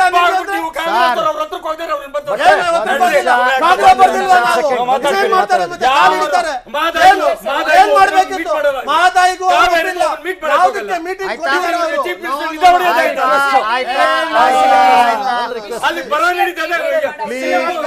please calm down. Law and order problem ಉಂಟಾಗುವಷ್ಟರ ಮಟ್ಟಿಗೆ 2 ದಿನಗಳ ಕಾಲ ಇಡೀ ರಾಜ್ಯದ ಸಾರ್ವಜನಿಕರು ಬೀದಿಗಿಳಿದ್ರು. ಸರ್ ಇಲ್ಲ, ನಾನು ಒಂದು ಅಂಕಿಅಂಶ ಇಲ್ಲ, ಒಂದು ಅಂಕಿಅಂಶ ನನಗೊಂದಿಷ್ಟು ಅಂಶಗಳು ಹೇಳಕ್ಕೆ ನಾನು ಬಂದು ಹೇಳ್ತೀನಿ. ರಾಜನಾಥ್ ಸಿಂಗ್ ಅವರು ಗೃಹ ಸಚಿವರಾದ ಮೇಲೆ ಗೃಹ ಸಚಿವರಾದ ಮೇಲೆ ಕರ್ನಾಟಕದ ಮುಖ್ಯಮಂತ್ರಿಗಳೇ ಎಷ್ಟು ಸಲ ಫೋನ್ ಮಾಡಿದ್ರು, ಯಾವ ವಿಚಾರಕ್ಕೆ ಫೋನ್ ಮಾಡಿದ್ರು, ಯಾವ್ದಕ್ ಮಾಡಿದ್ರು? ಇದೇ ಅಂಕಿಅಂಶ ನಿಮ್ಮ ಹತ್ರ ಮಾತ್ರ ಮಾತಾಡಿ ಅಂತ ಹೇಳಿದ್ರೆ ಎಷ್ಟು ಸಲ ಮಾಡಿದ್ರು? I will give the statistics. ಮಾತ್ರ ಇದೆ, ಇಲ್ಲ ಸರ್ಕಾರ ಇಲ್ವಾ? Yes, Vivek Reddy please. Vivek Reddy, Harris, Vivek Reddy, Harris please. Harris ಅವರು ನಾವು ಹೇಳೋದನ್ನ ಸಮಾಧಾನವಾಗಿ ಕೇಳಲಿ. ಅಲ್ಲ, ನಾವು ಮಾತ್ರ ಅಲ್ಲ, ಇಲ್ಲಿ ಸಮಾಧಾನ ಇಲ್ಲದೆ ಇರೋ ನಿಮ್ ಪಕ್ಕದಲ್ಲಿ ಕೂತಾರಲ್ಲ. ಇಲ್ಲಿ ಸಮಾಧಾನ ಇಲ್ಲದೆ ಇರೋ ಪಕ್ಕದಲ್ಲಿ ಕೂತಾರಲ್ಲ. ಒಂದು ಆ 4-8 ದಿನ ಯಾವ ತಾರಕಕ್ಕೇರ್ತು ಪ್ರತಿಭಟನೆ ಅಂತಂದ್ರೆ, ಡಿ ಕೆ ರವಿಯವರ ತಂದೆ ತಾಯಿ ವಿಧಾನಸೌಧದ ಮುಂದೆ ಹತ್ಕೊಂಡು ಧರಣಿ ಕೂತ್ಕೊಂಡ್ರು. ಯಾರು ಕರ್ಕೊಂಡು ಬಂದಿದ್ದು ಅವ್ರನ್ನ? ಬಟ್ರೆ ಇದನ್ನ ಈ ಸನ್ನಿವೇಶಗಳನ್ನ ಮರೆತು ಕರ್ಕೊಂಡು ಬಂದಿದ್ದ ಅದನ್ನ ಒಂದು ನಿಮಿಷ ಹ್ಯಾರಿಸ್ ಸಮಾಧಾನ, ಇದಕ್ಕೆಲ್ಲ ಉತ್ತರ ಹೇಳಿ. ಹ್ಯಾರಿಸ್ ಅವರು ಇದಕ್ಕೆಲ್ಲ ಉತ್ತರ ಹೇಳಿ. ಆಮೇಲೆ ಎರಡನೇದು, ಅವ್ರ ನಂತರ ಉತ್ತರ ಕೊಡ್ತಾರೆ ಪ್ಲೀಸ್. ಒಂದು, ಇಂತಹ ಸನ್ನಿವೇಶವನ್ನ ತಾರಕಕ್ಕೆ ಏರಿದಂತಹ ಪರಿಸ್ಥಿತಿಗೆ ತಗೊಂಡೋದವ್ರು ಯಾರೋ ಅವರೇ ಕೊಡ್ಲಿ, ಅದಕ್ಕೆ ಉತ್ತರ ಹೇಳಿ. ನೀವು ಹೇಳಿ. ಸರ್ಕಾರನೇ. ಏನ್ ಮಾಡ್ತು? ಎರಡನೇದು, ಇಂತಹ ಪರಿಸ್ಥಿತಿನಲ್ಲಿ ಬಂದಂತಹ ವದಂತಿಗಳ ಆಧಾರದ ಮೇಲೆ ಪ್ರತಿಪಕ್ಷಗಳು ವಿರೋಧ ಮಾಡದೇ ಇದ್ರೆ ಇದನ್ನು ಒಪ್ಕೊಂಡಂಗೆ ಆಗಲ್ವಾ? ನಿಮ್ ತನಿಖೆ ಬರ್ಬೋದು.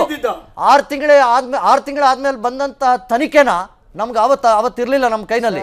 ಆದ್ರೆ ಬಟ್ರೆ ಒಂದ್ ನಿಮಿಷ ಕೇಳಿ, ಒಬ್ಬ IAS ಅಧಿಕಾರಿ ನಿಗೂಢ ಪರಿಸ್ಥಿತಿಗಳಲ್ಲಿ ಸಾಯ್ತಾರೆ.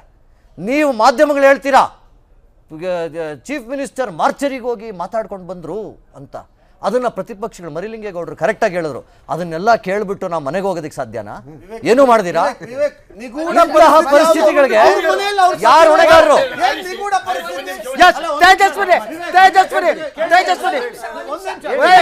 ನಿಗೂಢ ಪರಿಸ್ಥಿತಿ ಅಂದ್ರೆ ಅದು ನಿಗೂಢನ?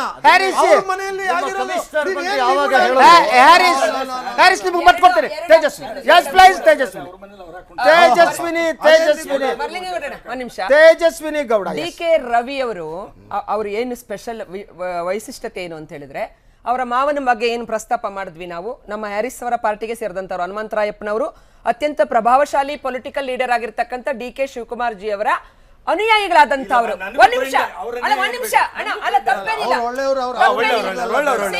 ಆಗಲ್ಲ ಒಳ್ಳ ನಾನು ಹೇಳ್ತಾ ಇರೋದು ಅವರನ್ನ ಅಂತ ಪ್ರಭಾವಶಾಲಿ ಮಾವನ ಅಳಿಯವರಾದಂತ ಡಿ ಕೆ ರವಿ ಅವರು ಅತ್ಯುತ್ತಮ ಕೆಲಸ ಮಾಡ್ತಾ ಇದ್ರಲ್ಲ ಕೋಲಾರದಲ್ಲಿ. ಸಿಬಿಐ ರಿಪೋರ್ಟ್ ನ ಭಾಗವಾಗಿದೆ, ಯಾಕಂದ್ರೆ ಅವರು ಮಾನಸಿಕ ಖಿನ್ನತೆಗೊಳಗಾಗಿದ್ರು ಅಂತಕ್ಕಂಥದ್ದು ಒಂದು ಭಾಗವಾಗಿದೆ. ಕೋಲಾರದಿಂದ ಎತ್ತಂಗಡಿ ಏನಕ್ಕೆ ಮಾಡ್ತು ನಿಮ್ ಸರ್ಕಾರ ಹೇಳ್ಬೋದಾ? ಅತ್ಯುತ್ತಮ ಜನಪ್ರಿಯರಾಗಿದ್ದಂತ ರವಿ ಅವರನ್ನ ಅಷ್ಟು ಭ್ರಷ್ಟಾಚಾರಿಗಳ ವಿರುದ್ಧ, ಲ್ಯಾಂಡ್ ಗ್ರಾಬಿಂಗ್ ವಿರುದ್ಧ, ಕೆರೆಗಳ ಒತ್ತುವರಿ ವಿರುದ್ಧ ಅವರು ಪಕ್ಷಾತೀತವಾಗಿ ಕೆಲಸ ಮಾಡಿ ಎಲ್ಲರನ್ನ ಮನಸ್ಸಿಗೆ ಆಗ ನೋಡಿದ್ರೆ ಬಿಜೆಪಿ ಅವರು ಕಾಂಗ್ರೆಸ್ನ ಒಬ್ಬ ನಾಯಕನ ಅಳಿಯ ಅಂತೇಳಿ ಬಿಟ್ಬಿಡ್ಬೇಕಾಗಿತ್ತು. ನಾವು we have done A fair ಪ್ರತಿಕ್ರಿಯೆ, ನಾವು ನಮ್ಮ ಕರ್ತವ್ಯವನ್ನ ನಾವು ಮಾಡಿದೀವಿ ಅಂತ ಹೇಳ್ತಾರೆ. ಪಾಲಿಟಿಕ್ಸ್ ಅಲ್ಲ, ಕ್ಯಾರೆಕ್ಟರ್ ಅಸಸಿನೇಷನ್ ಅವರ ಹೆಸರನ್ನ ಸೆಲೆಕ್ಟಿವ್ ಲೀಕ್ಸ್ ಯಾಕೆ ಮಾಡಕ್ ಶುರು ಮಾಡಿದ್ರಿ? ಯಾಕೆ ಲೀಕ್ ಮಾಡಿದ್ರಿ? ರವಿ ಅವರ ವ್ಯಕ್ತಿತ್ವವನ್ನ ತೇಜೋವಧೆ ಮಾಡುವಂತ ಪ್ರಯತ್ನವನ್ನ ಸರ್ಕಾರ ಮಾಡ್ತಾ, ಅದು ಖಂಡನೀಯ ಅಂತ ಹೇಳ್ತೀವಿ. ಏನ್ ಸರ್ಕಾರ ಏನ್ ಮಾಡ್ತು? ಹೌದು, CBI ಹೌದು. ಒಂದು ನಿಮಿಷ. ಈಗ Before CBI ಅದನ್ನೇ ಅಲ್ವಾ ಹೇಳ್ತಾ ಇರೋದು? ತನಿಖೆಗಿಂತ ಮುಂಚೆ, ಮುಂಚೆ ಸರ್. ಡಿಯರ್ ಹ್ಯಾರಿಸ್, ನನ್ನ ಒಂದು ಪ್ರಶ್ನೆ ಇದೆ. ನೀವು ಕೂಡ 5 ವರ್ಷ ಆಡಳಿತ ನಡೆಸಿ 3-4 ಮುಖ್ಯಮಂತ್ರಿಗಳು ಮಾಡಿದ್ದು ನಿಮಗೆ ಬಿಟ್ಟಿದ್ದು. ಅಧಿಕಾರಿಗಳ ವರ್ಗಾವಣೆಯಲ್ಲಿ ಒಂದು ನಿಮಿಷ ಅಮ್ಮ, ಒಂದು ನಿಮಿಷ ಅಮ್ಮ ಒಂದು ನಿಮಿಷ ಹೇಳಮ್ಮ. ನಾನು ನೀವು ಯಾವ್ಯಾವ ಅಧಿಕಾರಿಗಳನ್ನ ಎಷ್ಟು ಸಲ ಟ್ರಾನ್ಸ್ಫರ್ ಮಾಡಲಿ ಹೇಳ ನಾನು. ನೀವು ಅಧಿಕಾರಿಗಳ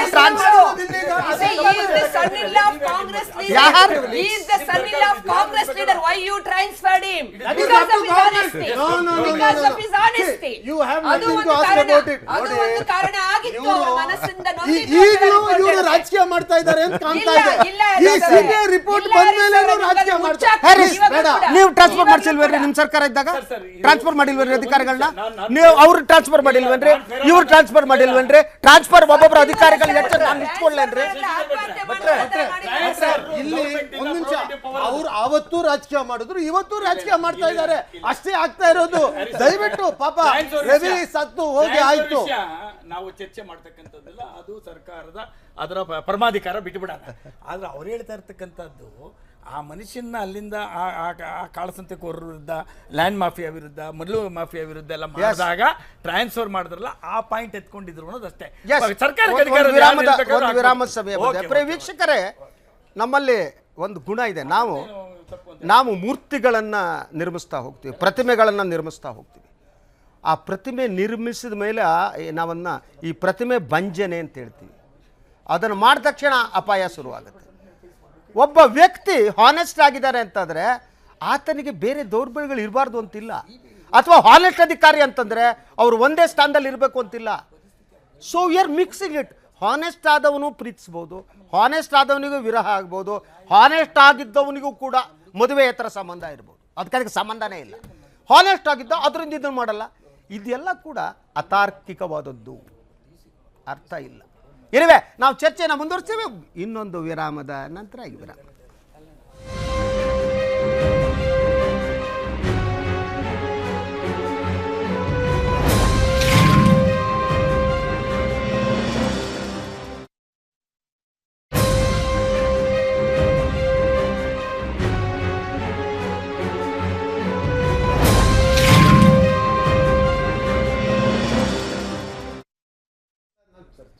ವೀಕ್ಷಕರ, ವಿರಾಮದ ನಂತರ ತಮಗೆಲ್ಲ ಮತ್ತೊಮ್ಮೆ ಸ್ವಾಗತ. ಇದು ವಿಶೇಷ ಚರ್ಚಾ ಕಾರ್ಯಕ್ರಮ ಆತ್ಮಹತ್ಯೆ ಮತ್ತು ರಾಜಕಾರಣ. ನಾನು ಬಹಳ ಸ್ಪಷ್ಟವಾಗಿ ಮೊದಲಿನಿಂದ ಸ್ಪಷ್ಟಪಡಿಸ್ತಾ ಇದ್ದೀನಿ. ಒಂದು ಸಾವು ಲಾಭಕ್ಕಾಗಿ ಬೇರೆಯವರು ಬೇರೆ ರೀತಿ ಬಳಸಿಕೊಳ್ಳುವುದೇನಿದೆ ಅದು ಅಮಾನವೀಯವಾದ ಅಷ್ಟೇ. ಅದಕ್ಕೆ ಬೇರೆಯವರು ಬೇರೆ ಕಾರಣಗಳನ್ನು ಕೊಡ್ಬೋದು. ಆದರೆ ಈ ಸಾವು ತಕ್ಷಣ 16ನೇ ತಾರೀಕು ನಡೆದಂಥ ಈ ಸಾವು ಅದಕ್ಕೆ ತಕ್ಷಣ ರಾಜಕೀಯ ಸುತ್ತಕೊಳ್ಳುತ್ತೆ. ಎಸ್, 16ರಿಂದ 17, 18, 19 ನಂತರ, ನಾನು 19ರದ ಕೆಲವು ಹೇಳಿದೆ, ಎಲ್ಲರೂ ದೌಡಾಯಿಸೋಕ್ಕೆ ಪ್ರಾರಂಭ ಮಾಡ್ತಾರೆ. ಕುಣಿಗಲ್ ಸಮೀಪ ಇರುವ DK ರವಿ ಅವ್ರ ಮನೆಗೆ ಹೋಗಿ ಬರ್ತಾರೆ. ಅವರ 3 ದಿನದ ಕಾರ್ಯಕ್ರಮ ಮುಗಿಯುತ್ತೆ, ಎಲ್ಲ ಕಾರ್ಯಕ್ರಮ ಮುಗಿಯುತ್ತೆ. ಇತ್ತೀಚೆಗೆ ಸ್ವಲ್ಪ ದಿನಗಳ ಹಿಂದೆ ಆ ತಾಯಿ ಒಂದು ಪತ್ರಿಕಾ ಸಂದರ್ಶನದಲ್ಲಿ ಒಂದು ಮಾತು ಹೇಳ್ತಾರೆ. ಈಗ ನಮ್ಮನ್ನು ಕೇಳುವವರು ಯಾರೂ ಇಲ್ಲ, ನಮ್ಮನ್ನು ಎಲ್ಲ ರಾಜಕೀಯ ಪಕ್ಷಗಳು ಬಳಸ್ಕೊಂಡ್ರು ಅಂತ ಕಾಣುತ್ತೆ. ನಮ್ಮ ಮನೆ ಮುಂದೆ ಕಟ್ಟಿರೋ ಪೆಂಡಾಲ್ ದುಡ್ಡು ಜಿಲ್ಲಾ ಆಡಳಿತನೂ ಕೊಟ್ಟಿಲ್ಲ, ತಾಲೂಕು ಆಡಳಿತ ಕೊಟ್ಟಿಲ್ಲ, ಇಲ್ಲಿ ಬಂದು ಕಣ್ಣೀರು ಹಾಕಿ ಹೋದ ರಾಜಕಾರಣಿಗಳು ಕೊಟ್ಟಿಲ್ಲ ಅಂತ. ಅಂದರೆ ಈ ಸಾವು ಒಂದು ರಾಜಕೀಯವಾಗಿ ಬಳಕೆ ಆಗೋದು ಕೆಲವು ಅವಧಿಗ, ಅಥವಾ ಕೆಲವು ಅವಧಿಗೆ ಈ ರೀತಿ ಬಳಸ್ಕೊಬಿಟ್ಟು ಇನ್ನೊಂದು ಸಾವಿಗಾಗಿ ರಾಜಕೀಯ ಪಕ್ಷಗಳು ಕಾಯ್ತಿರ್ತವ, ಮಾಧ್ಯಮಗಳು ಕಾಯ್ತಿರ್ತವ. ಒಂದು ಸಾವಿಗೆ ಅದಕ್ಕೆ ಸೇಲೆಬಿಲಿಟಿ ಈ ಅವಧಿ ಇದೆ, ಸೇಲೆಬಿಲಿಟಿ ಬಳಸ್ಕೋಬೇಕು, ನಂತರ ಒಗೆದು ಬಿಡಬೇಕು, ಅಲ್ಲಿರುವ ಜೀವನೂ ಅಲ್ಲ ಏನೂ ಅಲ್ಲ. ಆ ತಾಯಿಯ ಮಾತು ಈಗ ಕೆಲವು ದಿನಗಳ ಹಿಂದೆ CBI ವರದಿ ಬರೋಕ್ಕಿಂತ ಮೊದಲೇ ಆ ತಾಯಿ ಮಾತಾಡ್ತಾ ಹೇಳ್ತಿದ್ರು, ನಮಗೇನೂ ಸಿಕ್ಕೇ ಇಲ್ಲ ಸ್ವಾಮಿ ಅಂತ ಕಣ್ಣೀರು ಹಾಕ್ತಿದ್ರು. ಯಾರಿಗೂ ಅರ್ಥ ಆಗಲ್ಲ ಅದು. ಆದರೆ ಇವತ್ತು CBI ವರದಿ ಬಂದ ತಕ್ಷಣ ಮತ್ತು ಮಾಧ್ಯಮಗಳು ಅವ್ರ ಮನೆಗೆ ಉಳಿದು ಮತ್ತು ಮಾರ್ಕೆಟ್ ವ್ಯಾಲ್ಯೂ ಬಂತು. ಇನ್ನು 4 ದಿವಸ ಇರುತ್ತೆ. ನಂತರ ಆ ತಾಯಿ ಮಗನ ಕಳೆದ ದುಃಖದಲ್ಲಿ ಬದುಕಿರ್ಬೇಕು. ರಾಜಕಾರಣ ಮುಂದುವರಿತಿರುತ್ತೆ, ಮಾಧ್ಯಮ ಮುಂದುವರೆದಿರುತ್ತೆ, ಇನ್ನೊಂದು ಸಾವು ಸಿಕ್ಕಾಕೊಳ್ಳುತ್ತೆ, ಹೊಡಿತಾ ಇರ್ತೀವಿ ನಾವು. ಇವರು ಮೆರವಣಿಗೆ ಮಾಡ್ತಾರೆ, ಕಣ್ಣೀರು ಒರೆಸ್ತಾರೆ. ಎಸ್, ಆ ಪ್ರಕರಣಗಳನ್ನು ಅವತ್ತು ನೋಡಿ ಹ್ಯಾರಿಸ್ಮನ್ ಇಡೀ ಆ ಘಟನೆ ತೆಗೆದುಕೊಂಡ ತೀವ್ರತೆ, ರಾಜಕೀಯ ಗ್ರ್ಯಾಬ್ ಮಾಡಿದ ರೀತಿ. ಎಸ್, ಇದು ಇಶ್ಯೂ ನನ್ನ ಮಗಂದು ಹಿಡ್ಕೊಂಡು ಹೋಗ್ಬಿಡ್ಬೇಕು ವಿಧಾನಸೌಧ ಮತ್ತೆ ಮೆಟ್ಲತ್ ಬಿಡೋಣ ಅಂತ. ಇಲ್ಲಿ ಪ್ರಜಾಪ್ರಭುತ್ವಕ್ಕೆ ಒಂಥರ ಧಿಕ್ಕಾರ ಆದಂತ ರೀತಿಯಲ್ಲಿ ನಾವೆಲ್ಲ, ನಾನು ಪಕ್ಷ ಬೇಡ, ನಾವೆಲ್ಲರೂ ಎಲ್ಲೋ ಮಾಡ್ತಾ ಇದೀವ ಅನ್ನೋದನ್ನ ನಾವೇ ನಮ್ಮ ಮನಸಾಕ್ಷಿಯನ್ನ ಕೇಳ್ಕೋಬೇಕಾಗಿರುವಂತ. ನಾನು ಮಾಧ್ಯಮದ ಪರವಾಗಿ ನಾನು ಕೇಳ್ಕೊತಿದ್ದಿಲ್ಲ, ಯಾಕೆಂದ್ರೆ ನಾವು ಬರೀ ರಾಜಕೀಯಕ್ಕೋಸ್ಕರ ಯಾರಿಗ್ ನೋವಾದ್ರೂ ಪರವಾಗಿಲ್ಲ, ಏನಾದ್ರೂ ಪರವಾಗಿಲ್ಲ ಅನ್ನೋ ಒಂದು ಇದಿದೆಯಲ್ಲ, ಅದು ಬಹುಶಃ ನಾವೆಲ್ಲರೂ ಬಿಡ್ಬೇಕಾಗುತ್ತೆ. ಇದು ನೋಡಿ, ಒಂದು ಸರ್ಕಾರ, ಈಗ ಸರ್ಕಾರದ ಮೇಲೆ ಹೇಳ್ತಾರೆ, ಅವ್ರ ಮೇಲೆ ಹೇಳ್ತಾರೆ. ಇವತ್ತು CBI ರಿಪೋರ್ಟ್ ಬಂದಿದೆ, ಆವತ್ತು ಈ ರಿಪೋರ್ಟ್ ಇರಲಿಲ್ಲ, ನಿಜಾನೇ. ಅವತ್ತು ಯಾರಿಗೂ ಗೊತ್ತಿಲ್ಲ, ಗೊತ್ತಿರೋರು ಹೇಳಿದ್ರು, ಗೊತ್ತಿಲ್ಲದೆ ಇರೋರು ಅದನ್ನು ಕೇಳಿದ್ರು. ಬಟ್ ಇವತ್ತು ಸರ್ಕಾರ CBI ಕೊಟ್ಟ ಮೇಲೆ ಸಂಪೂರ್ಣವಾದಂಥ ಒಂದು ರಿಪೋರ್ಟ್ ಬಂದಿದೆ. ನಾನು ವೈಯಕ್ತಿಕವಾಗಿರುವಂಥ ವಿಚಾರದ ಬಗ್ಗೆ ಮಾತಾಡೋಕ್ಕೆ ಹೋಗಲ್ಲ, ಯಾಕೆಂದರೆ ಬದುಕಿರೋರ್ದು 1000 ಇರುತ್ತೆ, ಸತ್ತಿರೋದು ಒಂದಿದೆಯೋ ಎರಡಿದೆಯೋ, ಯಾಕೆ ಚರ್ಚೆ ಮಾಡ್ಬೇಕು ನಾವು? But this is not in the good interest of A good society. ನಾವು ರಾಜಕೀಯ ಮಾಡಬೇಕಾಗಿರೋದು ಯಾವುದಾದ್ರೂ ಒಳ್ಳೆ ಒಂದು ಕೆಲಸಕ್ಕೋಸ್ಕರ, ಯಾವುದಾದ್ರೂ ರಾಜ್ಯಕ್ಕೆ ದೇಶಕ್ಕೆ ಆಗಬೇಕಾಗಿರುವಂಥ ಒಳ್ಳೆ ಕೆಲಸಕ್ಕೋಸ್ಕರ ಯಾವುದೋ ಒಂದು, ಅಂದರೆ ಜನಕ್ಕೆ ನೇರವಾಗಿ ಸಂಬಂಧ ಇದ್ರೂ ಇಲ್ಲದೆ ಇದ್ರೂ ತಗೊಂಡು ಅದರಿಂದ ರಾಜಕೀಯ ಮಾಡೋದನ್ನ ನಾವೆಲ್ಲರೂ ಬಿಡಬೇಕು. ರೈತರ ಆತ್ಮಹತ್ಯೆ ನಾವೆಲ್ಲರೂ ಎಲ್ಲ ಪಕ್ಷದವರು ಬಹುಶಃ ಮಾಧ್ಯಮದಲ್ಲೂ ಚರ್ಚೆ ಆಗಲ್ಲ, ರಾಜಕೀಯ ಪಕ್ಷಗಳು ಚರ್ಚೆ ಆಗಲ್ಲ. ಸರ್, ಅವತ್ತು ಇದ್ರ ಬಗ್ಗೆ ಮಾತಾಡಿರೋರು ಯಾರಾದ್ರೂ ಬಂದು ಕೂತ್ಕೊಂಡು ಮಾತಾಡ್ಲಿ. ಇವತ್ತು ಏನೇನ್ ಹೇಳಿದ್ರು ನೀವು ಆಕ್ಷನ್ ರಿಪ್ಲೈ ಹಾಕಿ, ಅದು ಅವ್ರವ್ರ ಸ್ಟೇಟ್ಮೆಂಟ್ ತಗೊಳ್ಳಿ, ನೀವು ತಗೊಂಡು ಹಾಕಿ ಕೇಳಬೇಕು. ಸರ್ಕಾರನೇ ಕಾರಣ ಇಲ್ಲ, ಮಾತಾಡಿರೋರು ಇವತ್ತು ಸರ್ಕಾರನೇ, ಸರ್ಕಾರದ ಏನ್ ಕಾರಣ? ನಿಗೂಢವಾದ ಪರಿಸ್ಥಿತಿಗಳನ್ನ ಸೃಷ್ಟಿ ಮಾಡಿದ್ದು ಸರ್ಕಾರನೇ. ಖಂಡಿತವಾಗಿಲ್ಲ. ಪಾರದರ್ಶಕತೆಯಿಂದ ಈ ತನಿಖೆನ ಆರಂಭಿಸಿದ್ರೆ ಇವ್ಯಾವುದು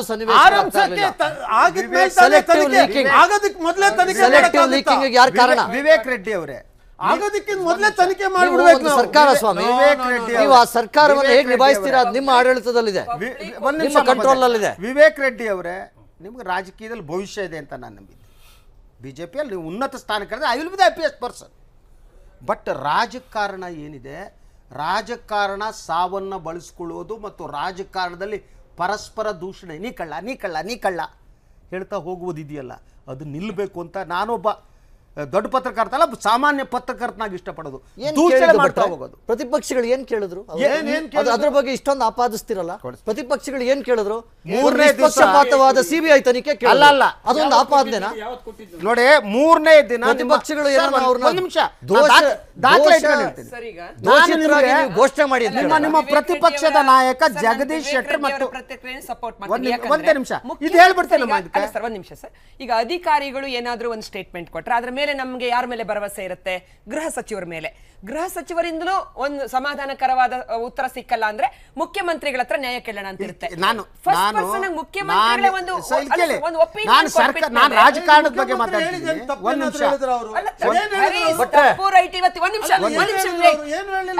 ಹರೀಶ್ ಉತ್ತರ ಬೇಕು. ಗಣಪತಿ ಆತ್ಮಹತ್ಯೆ ಕೇಸಲ್ಲಿ ಅವರ ಸ್ಟೇಟ್ಮೆಂಟ್ ಕೊಟ್ಟು ಸತ್ತಿದ್ದಾರೆ, ಅದ್ರ ಬಗ್ಗೆ ನಾವು ಏನ್ ಚರ್ಚೆ ಮಾಡಕ್ಕಾಗತ್ತೆ?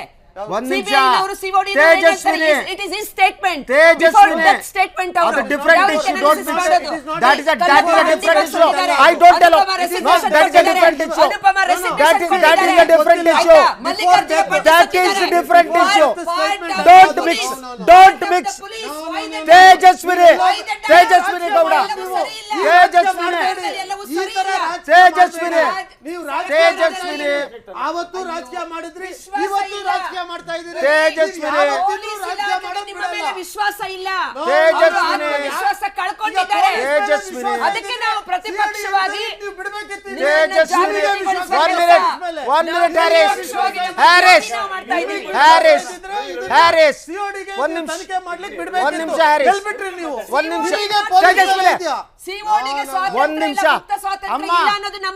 ಅಮ್ಮ, ಅಕ್ಕ, ತಾಯಿ, ಒಂದೇ ನಿಮಿಷ, ಯಾವುದನ್ನು ಎಲ್ಲೋ ತಗೊಂಡು ಒಂದ್ ನಿಮಿಷ ಅಮ್ಮ, ಒಂದ್ ನಿಮಿಷ ಹರೀಶ್, ಹೇಳ, ನಾನು ಮಾತಾಡ್ಬೋದಾ? With your permission please. Yes, fine. ಎರಡನೇ ದಿನ ಓಕೆ ಫೈನ್, ಪೊಲೀಸ್ ಆಫೀಸರ್ ಹೋಗಿ ಬಂದು ಹೇಳ್ತಾರೆ ಇದು ಅಂತ, ಅವ್ರದ್ದು ತಪ್ಪು ಅಂತ ನಾವು ಒಪ್ಕೋಣ. ಆಫೀಸರ್ ಹಂಗೆ ಹೇಳ್ಬಾರ್ದಾಗಿತ್ತು.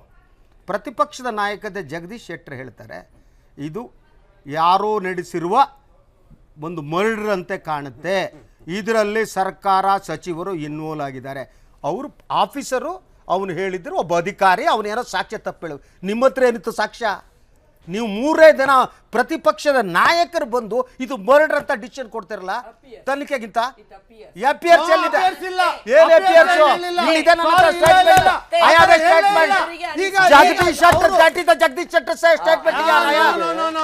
ಅವರು 3 ದಿನ ನೀವು ಡಿಸಿಷನ್ ಕೊಡ್ತಿರಲ್ಲ. ನೀವು ಅಟ್ಲೀಸ್ಟ್ ಪೊಲೀಸ್ ಆಫೀಸರು ಅದನ್ನ ಹೇಳಿದವರು ಕಮಿಷನರ್ ಬಂದು ಇದು ಸುಸೈಡ್ ಅಂತ ಕಾಣುತ್ತೆ ಅಂತ ಹೇಳಿದ್ರೆ ಇಲ್ಲ ಸರ್, ಕಮಿಷನರ್ಗೆ ತೀರ್ಮಾನ ಮುಂಚೆ ಹೇಳಕ್ಕೆ ಅಧಿಕಾರ ಇಲ್ಲ sir. Here is the statement. He has not given a statement. ತಗೊಂಡು ನಾನು ಸುಮ್ಮನೆ ಕೂತು ಮಾತಾಡ್ತಾ ಇಲ್ಲ. Is here is the statement. ಅದಕ್ಕೆ ಏನು ಸಾಕ್ಷಿ ಕೊಟ್ರು ಈಗ ಅಪೋಸಿಷನ್ ಲೀಡರ್? ಅನುಮಾನಾಸ್ಪದವಾದ ಕೊಲೆಗಳಿಗೆ ಆ ಕ್ಷಣದಲ್ಲೇ ದೋಷ ಮುಕ್ತರು ಅಂತ ಯಾರನ್ನೂ ಹೇಳೋದಕ್ಕಾಗಲ್ಲ. ಎರಡನೇದಾಗಿ CBI ತನಿಖೆ ಕೇಳಿದ್ದು ಯಾಕೆ? ಪಕ್ಷಾತೀತವಾದ ಒಂದು ವಾತಾವರಣವನ್ನು ಸೃಷ್ಟಿಸಿ ಅಂತ ಕೇಳಿದ್ದು. ಮೂರನೇದು ನಾನು ಹೇಳ್ಬಿಡ್ತೀನಿ, ಒಂದು ನಿಮಿಷ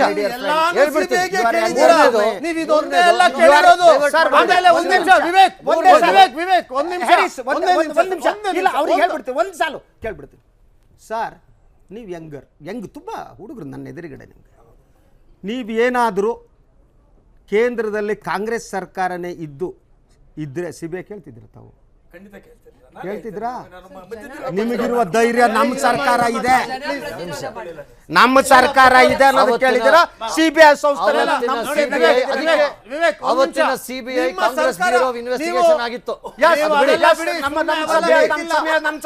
ಪ್ರತಿಪಕ್ಷಗಳನ್ನ ಹತ್ತಿಕ್ತಾ ಇದ್ರು. ಆದ್ರೆ ವಿಷಯ ಏನೂ ಇಲ್ಲ ಅಂತಂದಿದ್ರೆ ಇವ್ರು ಕೊಡೋದಿಕ್ಕೆ ನೋಡಿ. ಅವತ್ತು ರಾಜಕೀಯ, ಇವತ್ತು ರಾಜಕೀಯ. ನೀವ್ ಎದ್ದು ಕೂತ್ರೆ ರಾಜಕೀಯನೇ ಮಾಡಕ್ ಕೊಟ್ಬಿಟ್ರೆ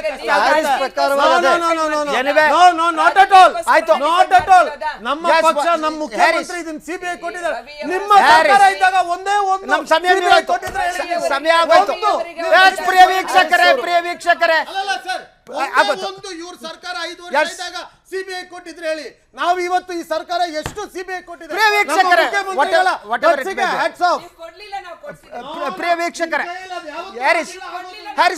ಪ್ರಿಯ ವೀಕ್ಷಕರೇ, ಎನಿವೆ ಹಲವು ವಿಚಾರಗಳಲ್ಲಿ we may agree to disagree ಅಂತ ನಮಗೆ ಭಿನ್ನಾಭಿಪ್ರಾಯ, ತಪ್ಪಲ್ಲ ಅದು.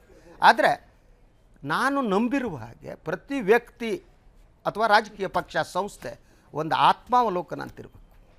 ನಾವೆಲ್ಲ ಬದುಕಿನಲ್ಲಿ ಆತ್ಮಾವಲೋಕನ ಮಾಡ್ಕೊಂಡ್ರೆ ಮಾತ್ರ ನಾನು ತಪ್ಪು ಮಾಡ್ದ ಅಂತ ಮಾಧ್ಯಮನ ಕೇಳಿ ನಾನು ತಪ್ಪು ಮಾಡಿದ್ರೆ ಒಪ್ಪುಗಳಿಗೆ ಮುಜುಗರ ಇರ್ಕೂಡ್ದು, ಆಗ ಬೆಳೀತಾರೆ.